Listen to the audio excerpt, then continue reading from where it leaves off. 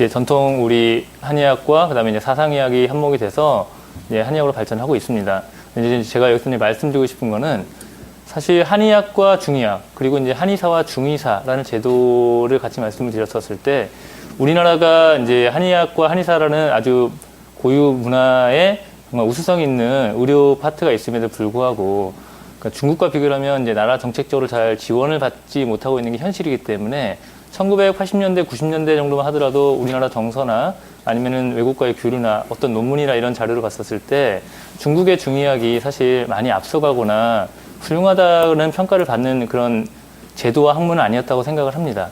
그런데 중국에서는 이제 헌법이 아예 이 중의학을 보장을 하고 있다고 들었습니다. 그리고 많은 이제 예산을 지원을 해서 어떤 학문적인 발전, 그 다음에 산업 기반, 이로 인해 가지고 그 중의학을 많이 발전시키려고 노력을 하고 있고요.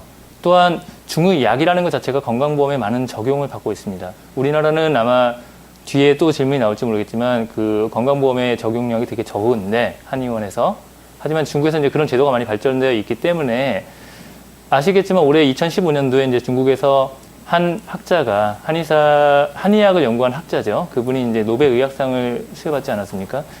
제가 개인적으로 봤었을 때는 우리나라의 이 한의사들과 한의학 인프라는 중국보다 훨씬 뛰어나고 훨씬 더 우수한 인력 인프라도 많이 있다고 생각을 하는데 그러한 우수한 인력과 인프라가 있음에도 불구하고 나라 정책적으로 어떤 제도적으로 그다음에 이제 그 어떤 비용적으로 도움을 많이 못 받고 있어서 개인의 한의사나 일부 한의원의 발전을 함에도 불구하고 실질적인 그 발전 속도가 중국에 조금 떨어지지 않나라는 아쉬움이 있어서 여기서 말씀드리고 싶은 거는 우리나라도 정책적으로 나라에서 우리 한의학의 그 정책을 발전을 위해서 많은 지원을 해주셨으면 하는 그런 바람이 있습니다. 네, 잘 알겠습니다. 네, 수요일 건강 스페셜 건강 한의사와 함께 하고 계십니다. 자, 지금 시청자분의 그 건강 상담 전화가 들어와 있다라고 하는데요. 우리 시청자분 전화 연결해 보겠습니다. 안녕하세요. 예, 안녕하세요. 네, 시청자님 어떤 부분이 불편하셔서 전화 주셨습니까? 예, 제가 코가 한 냄새를 못 맡은 지가 한 몇 개월 됐어요. 네네네. 그리고 주변에서 이렇게 된장찌개나 김치찌개 이런 거 끓일 적에 냄새를 좀 가까이 가서 맡으면 나고, 근데 이제 제가 다른 데가 좀 아파가지고 신경을 못 쓰다 보니까 어느 날 이렇게 코에서 이상한 이렇게 화학 냄새 같은 것이 자꾸 나는 거예요. 근데 그것이 이제 조금씩 이렇게 나다 안 나다 하더니 지금은 그냥 하루 종일 그냥 코에서 그렇게 밖에 나가도 어딜 가도 그 냄새가 이렇게 나거든요. 네, 알겠습니다. 그 마침 저희 오늘 출연하신 원장님들 중에 우리 염창섭 서울시 한의사의 홍보이사님이 비염을 전문적으로 진료하시니까 아마도 코에 대해서 그 냄새에 대해서 상세하게 말씀을 좀 해드리실 수가 있을 것 같습니다. 원장님 상담 부탁드리겠습니다. 예. 어머님, 아까 말씀하신 게 냄새를 맡은 지가 몇 개월, 냄새를 못 맡은 지가 몇 개월 되셨다고 하셨죠? 예. 그러면 그 전에는 냄새를 그럭저럭 잘 맡으셨던 겁니까? 예, 예. 그러면 그 혹시 못 맡게 된 계기가 있으실까요?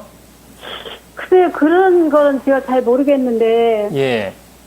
그 냄새 못 맡는다 이렇게 생각을 다른 데 제가 허리하고 목이 아파갖고 그 병원에 계속 한의원에 다니고 이렇게 하다가 보니까는 거기에 신경을 못 썼는데, 예. 어느 날은 이렇게 냄새가 좀 안 난다는 건, 많이 못 맡는다는 걸 생각을 했긴 했어요. 지금 말씀하신 걸 들어보니까 냄새를 못 맡는 거는 사실 의학적으로 그 냄새를 맡는다는 게 자체가 이제 후각신경이잖아요.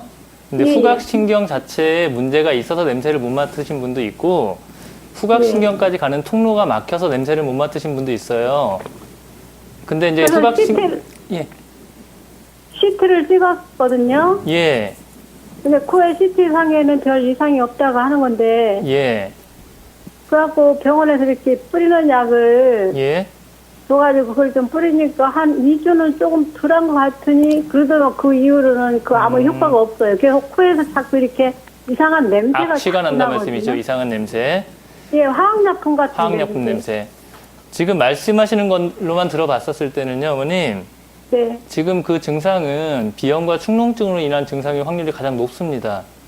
그리고 축농증이요? 예, 축농증이라고 하는 게 비염의 합병증으로 코 주변에 있는 빈 공간인 동굴이 있어요. 부비동이라는 동굴에 염증이 생기는 건데 그렇게 염증이 생기면 악취가 생기거나 그러니까 본인이 잘 인식하지 못하는 그런 나쁜 냄새가 계속적으로 나타나는 경우가 제일 많거든요. 그렇지 코가 않 막히거나 그러지는 않거든요. 예, 물론 그러니까 비염이나 축농증의 증상이 막히는 증상도 있지만 이 비염과 축농증이 몇 가지 분류가 있기 때문에 꼭 막히거나 콧물이 나오거나 재채기가 있지 않다 하더라도 이렇게 네. 악취와 그다음에 냄새를 못 맡는 경우가 같이 수반되는 경우가 많이 있어요. 네. 그리고 이제 이게 CT를 찍으셨다고 했는데 CT상 저희가 이제 CT상 분류가 모든 게 다 이렇게 나오는 건 아니고요. 코 점막이 많이 붓지 않고서도 이런 비염과 축농증이 생기는 그런 분류가 있거든요.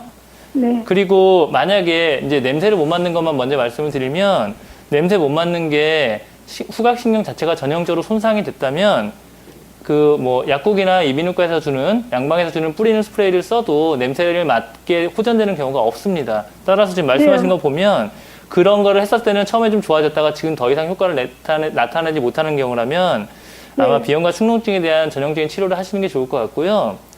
그리고 한의원에서도 요즘에는 이 비염과 축농증을 전문으로 보는 한의원들도 되게 많고 일반 한의원에서도 이제 좀 더 정확한 검사를 통해서 그 자체 진단을 하고 이런 경우가 많이 있거든요. 그래서 제 동네 생각에는 한의원에서 예, 제가 침을 지금 계속 지금 막고 있는데 코에 이 코에 침을 맞고 계세요? 예, 코 양쪽에 코 하나씩 하고 예, 예. 여기 팔 끝에다가 여기 엄지 있는데 그 중간에다 하나씩 놔주시더라고요. 예. 근데 그것도 별 효과를 못 보고 있어요. 아, 이제 저희가 이제 한의원에서 치료하는 거가 침 치료만 되는 건 아니고 만약에 비염과 축농증이 좀 더 심한 진행이 된 경우라면은 이제 뭐 약물 치료나 약침 치료 같은 게 병행이 돼야 될 수도 있습니다. 따라서 어머님이 이제 허리와 목 때문에 치료를 받으시다가 아마 그쪽 원장님한테 코 냄새도 좀 악취도 나고 이제 그런 거를 말씀하셔서 같이 병행 치료를 하셨던 것 같은데요.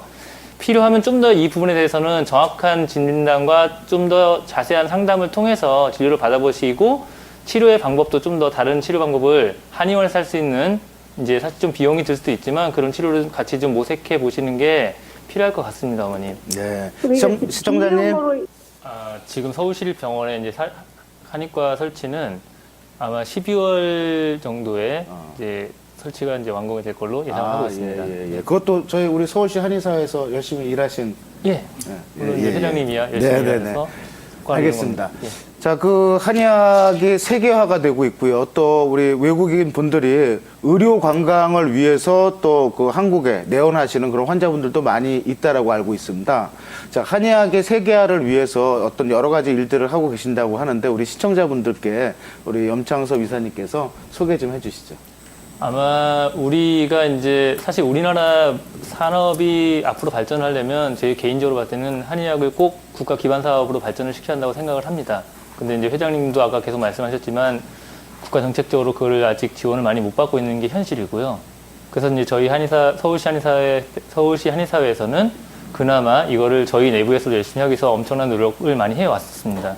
2013년도부터 2015년도까지 지금 3년에 걸쳐서 대만에서 이제 항상 3월 달에 구기절 경축 행사를 이루고 있는데요. 그 행사가 있을 때마다 저희 서울시 한의사회에서는 그 행사에 이제 적절히 참여를 해서 같이 독려를 하고 그리고 이제 타이페이시에서 그때 이제 그 행사가 있었을 때 국제 중의 학술 대회가 이루어지고 있는데 거기에 이제 서울시 한의사회는 주도적으로 참여를 해서 같이 학술 대회를 발전시키고 있습니다. 그리고 2014년도에 그 11월 1일 날 마찬가지로 대만에서 이제 동양의학 학술 대회가 열렸었고요. 이제 우리나라 그 대한한의사협회 주관으로 나가긴 했지만 서울시 한의사의 많은 임원분들과 그리고 이제 서울시 한의사의 많은 회원분들이 실제 대만에 가서 그 학술 대회에 참여를 하시고 우리나라의 우수한 한의학적인 지식을 그쪽에 가서 발표도 많이 하시고 그런 학술 교류를 많이 이루어 왔었고요.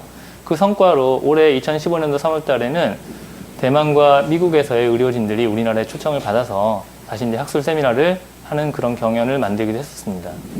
2017년도에는 그 대만에서 이제 아마 하계 유니버시아드 대회를 개최를 할 예정인데요. 그 하계 유니버시아드 대회를 개최를 할 때 이제 의료진을 어떻게 구성을 할 건지에 대해서 아마 그쪽에서도 고민을 하고 있을 겁니다. 그래서 그런 자문을 얻기 위해서 올해 마찬가지로 5월 달에 서울시 한의사에 방문을 해서 그런 조율을 같이 한 적도 있었습니다. 하나 더 말씀드리고 싶은 건 아까 처음에 화두로 말씀드린 것처럼 그 우리나라의 의료가 발전을 하기 위해서 한의학이 우리나라 국가 기반 사업을 하기 위해서 지금 현재 갈 수 있는 것들은 아마 의료관광 사업이라고 개인적으로 생각을 하고 있고요. 서울시 한의사회는 이제 서울시청에 그 관광홍보과와 연계를 해가지고 이 한의학의 의료관광, 사실 전 세계적으로는 우리나라 한류열풍 때문에 많은 인기를 얻고 있지 않습니까? 그래서 이 한류열풍에 힘입어서 그 한류열풍에 맞는 우리나라 고유의 문학인 한의학을 의료관광 상품화해서 우리나라 기반 사업에 발전하는데 많은 이바지를 하기 위해서 열심히 노력을 하고 있습니다. 예, 아마 한의원에서 한의사들이 치료할 수 있는 치료의 범위는 아까 우리 이용철 부장님이 말씀해 주신 것처럼 상당히 넓다고 생각합니다. 그리고 실제 임상에서도 그렇게 많은 효과를 보고 있고 아주 좋은 반응을 나타내고 있습니다. 다만 이 홍보의 부재, 그리고 아마 한의원에 가면은 건강보험이나 여러 가지 그 보장성 제도가 부족한 탓에 그 환자들이 질에 뭐 보약을 먹을까에 대한 두려움, 비싸다, 아니면 이제 한의원에서 치료가 될까? 이런 좀 그런 인식이 많이 있는 것 같아서 이 자리를 빌어서 한의원에서 치료 자체도 상당히 효과가 있고 그 다음에 건강보험이나 여러 가지 보장성 강화로 치료가 될 수 있는 범위도 많고요. 또 하나 앞으로 한의원도 그 의료기기를 이용한 여러 가지 그런 좀 더 현대의학에서 보는 객관화, 과학화의 과정을 통해서 더욱더 발전을 하려고 노력을 하고 있습니다. 따라서 국민 여러분들께서도 한의사들이 이렇게 노력하는 걸 인식을 하셔서 의료기기를 한의사가 사용을 해서 국민 건강의 발전을 위한다면 국민 건강 발전에 상당히 도움이 되는 거니까 이런 거에도 많이 관심을 가져주셔서 한의학의 발전, 결국 우리나라의 발전이 될 거라고 생각하시고 많은 관심과 격려를 주셨으면 감사하겠습니다. 네.